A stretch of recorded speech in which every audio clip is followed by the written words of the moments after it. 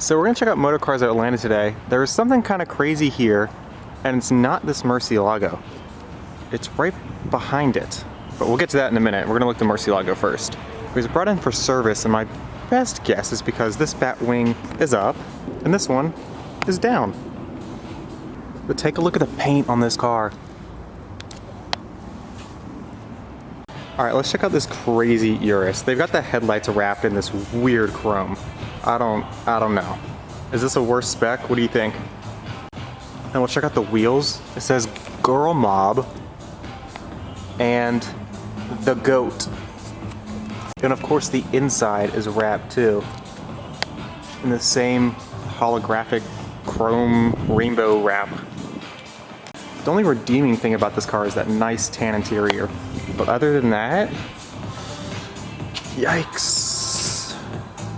The back is shiny. That's all I really have to say about that. Yeah. That's something for sure, but I think we'll go with this Murcielago. But not only do we have the Murcielago and this Urus, we've got a brand new STO. And white with red accents. Not too bad. It's definitely not how I would spec my STO. But still, it's a little dirty. So to get into the engine bay of the STO, you actually have to take this whole thing off, and it all comes off in one piece. You can kind of see where it all connects. You gotta admit though, the roof scoop is so cool on the STO. They did a really good job with that.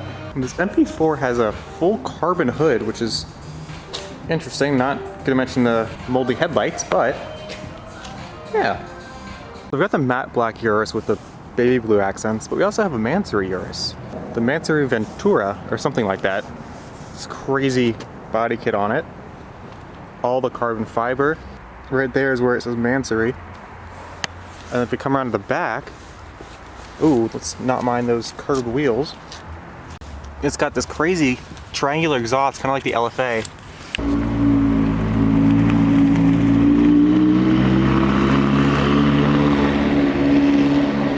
The DBX has some of the coolest wheels. I mean, these are filthy, but that's such a cool design. And then we have these that are not as cool. But look at that red interior.